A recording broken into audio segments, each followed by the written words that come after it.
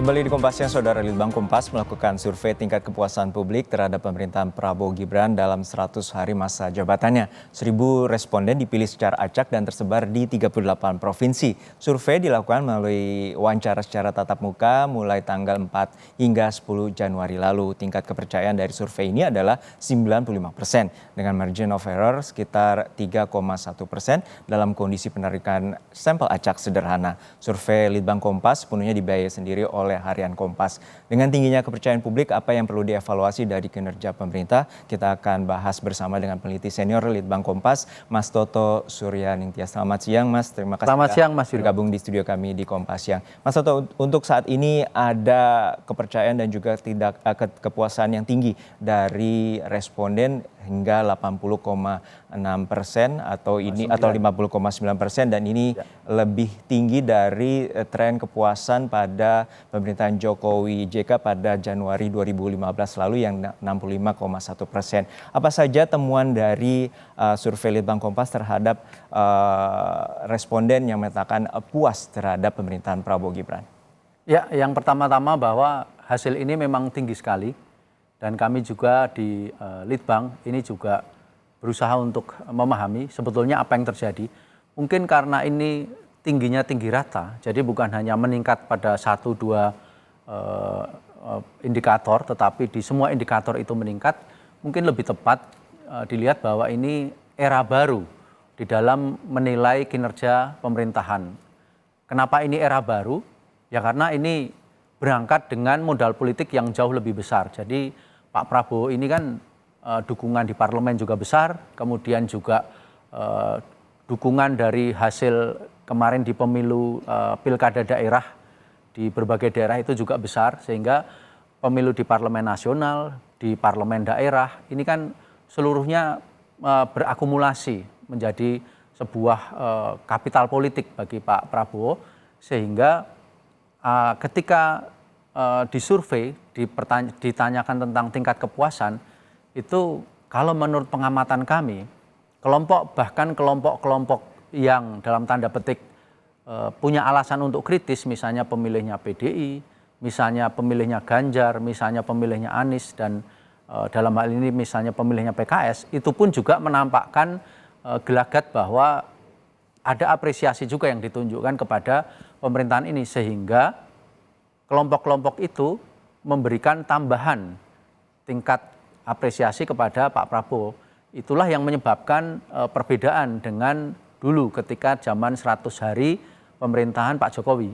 Karena 100 harinya Pak Jokowi itu beliau berangkat dengan kapital politik yang lebih kecil. Jadi di parlemen juga lebih kecil. Kalau dulu Pak Jokowi itu berangkat dengan sekitar 40% dukungan partai di DPR RI. Pak Prabowo berangkat dengan 81% gitu. Kemudian juga situasi sosialnya juga beda.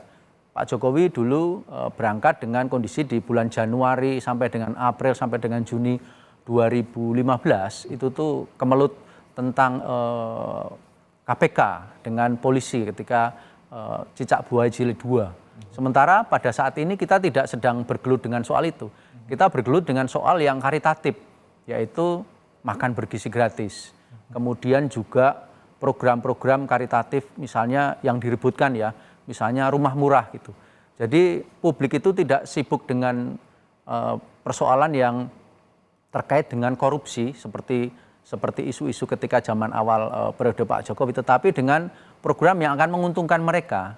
Sehingga tidak ada banyak alasan bagi publik dari berbagai kategori itu untuk memberikan apresiasi tingkat kepuasan yang tinggi kepada Pak Prabowo dan pemerintahan Prabowo Gibran ini. Ya, dari survei Litbang Kompas bahwa juga terkait dengan penegakan hukum itu ada 72,1%, itu ada kenaikan 14,7% dari periode Juni lalu 2024 yang untuk menilai dari pemerintahan Jokowi dengan Ma'ruf Amin, dan juga untuk terkait dengan Polkam ini 85,8%.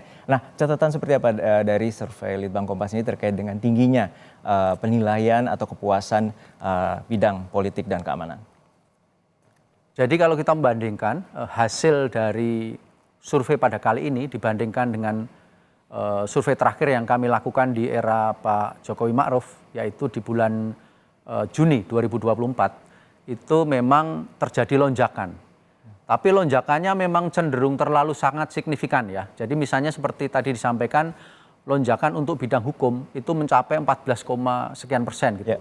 Jadi itu bukan signifikan lagi, itu sangat signifikan. Sehingga lebih tepat kalau menurut saya ini adalah sebuah era baru di dalam penilaian, di mana bidang-bidang pemerintahan, ada 4 bidang yang kita soroti, ada bidang hukum, politik, ekonomi dan kesos, itu semuanya mengalami kenaikan dan rata tinggi gitu. Ekonomi dan hukum yang tadinya itu relatif rendah, sekarang pun juga diapresiasi dengan tingkat penilaian yang tinggi di atas 70%. Gitu. Jadi itu yang menjadi catatan bagi kami bahwa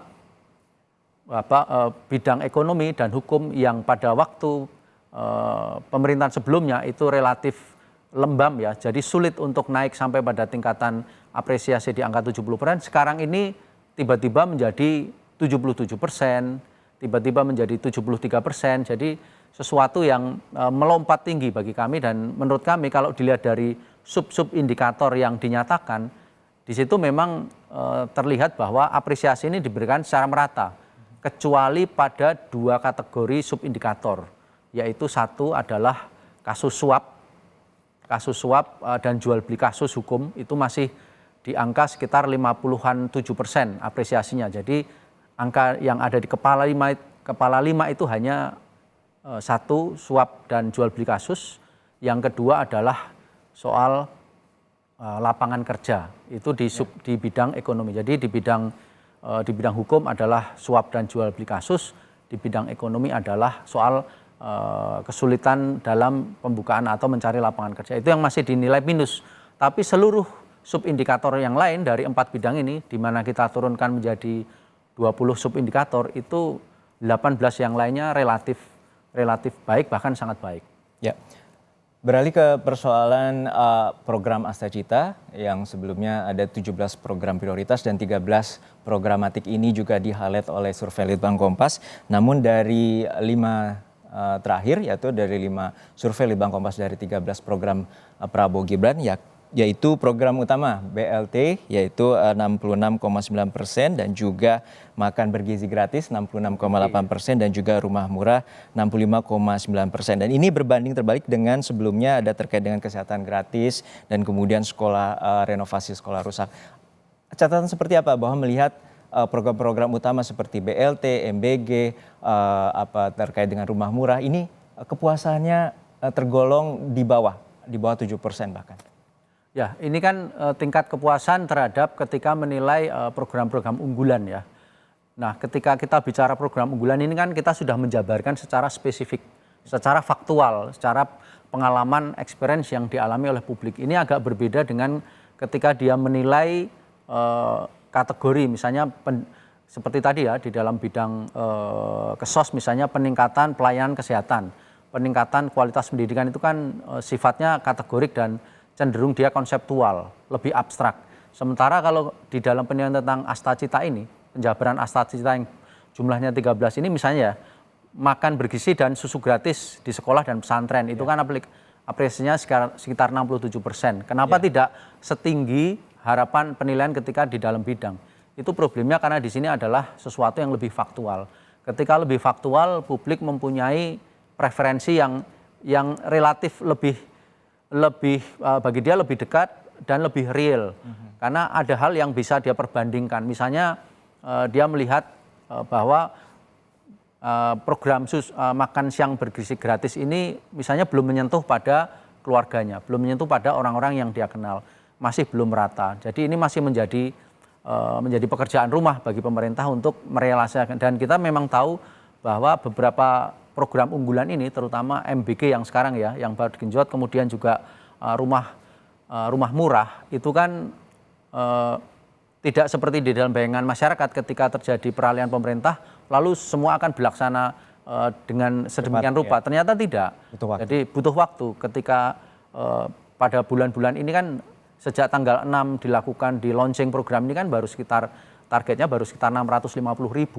Dan itu baru ditarget bahwa nanti di akhir tahun ini itu bisa mengena pada sekitar 14 sampai 16 juta anak di usia SD sampai dengan SMA. Jadi hal-hal yang kayak gitu kan memang lebih real bisa dilihat oleh masyarakat. Ya, artinya ini ada sebuah program yang memiliki kebijakan populis dan ini menjadi satu rangkaian. Boleh dikatakan ini merupakan masa bulan madu atau juga Harian Kompas menyorotnya sebagai efek bandwagon. Nah, seperti apa bila nanti setelah 3 bulan ke depan kita harapkan juga kepercayaan tetap masih tinggi. Namun bila nanti terkait dengan anggaran yang juga terus membengkak seperti MBG ini, juga ada permintaan dari BGN bahwa akan naik 100 triliun dan kemudian juga terkait dengan bansos ada tambahan juga wacana penambahan 100 triliun. Artinya pemerintah saat ini perlu memberi pertimbangan terkait dengan kebijakan. Lalu seperti apa pandangan Litbang Kompas terkait dengan masa bulan madu dan juga nantinya masyarakat akan melihat realita implementasi dari program Prabowo Gibran?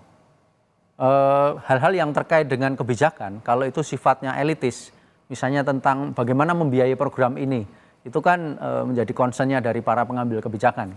Kalau di masyarakat, sejauh program itu sifatnya karitatif, ya sayangnya sejauh itu sifatnya karitatif, memberikan benefit langsung kepada masyarakat, ya masyarakat akan memberikan apresiasi. Apresiasi itu akan berkurang kalau ternyata realisasi program itu tidak sesuai seperti apa yang menjadi harapan mereka. Apakah program itu akan membuat misalnya problem pada sektor keuangan negara atau bagaimana itu direalisasikan secara politis oleh para pengambil kebijakan atau partai-partai itu masyarakat biasanya itu cenderung lebih lembam. Itu akan lebih diserap secara cepat oleh kelompok misalnya masyarakat berpendidikan atas.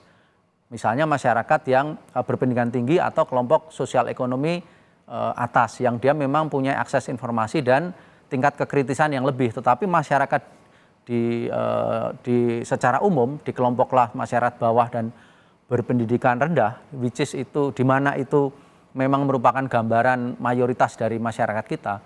Tentu yang penting adalah bagaimana itu sampai kepada mereka, sehingga yang dibutuhkan memang konsistensi dan realisasi dari janji-janji kampanye ini. Ketika janji-janji kampanye dan program-program yang dijanjikan itu ternyata misalnya tidak sesuai dengan harapan publik, nah disitulah bisa terjadi penurunan apresiasi. Misalnya bansos tiba-tiba misalnya hilang.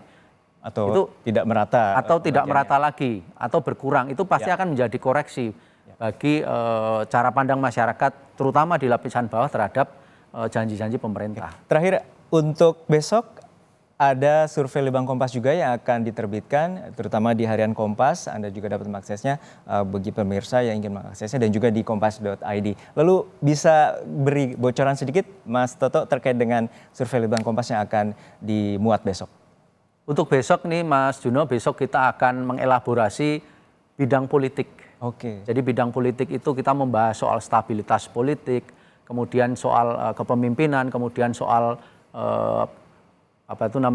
hubungan antar para pengambil kebijakan. Jadi kita akan elaborasi itu baik di berbagai kanal di Kompas TV maupun berbagai kanal Kompas.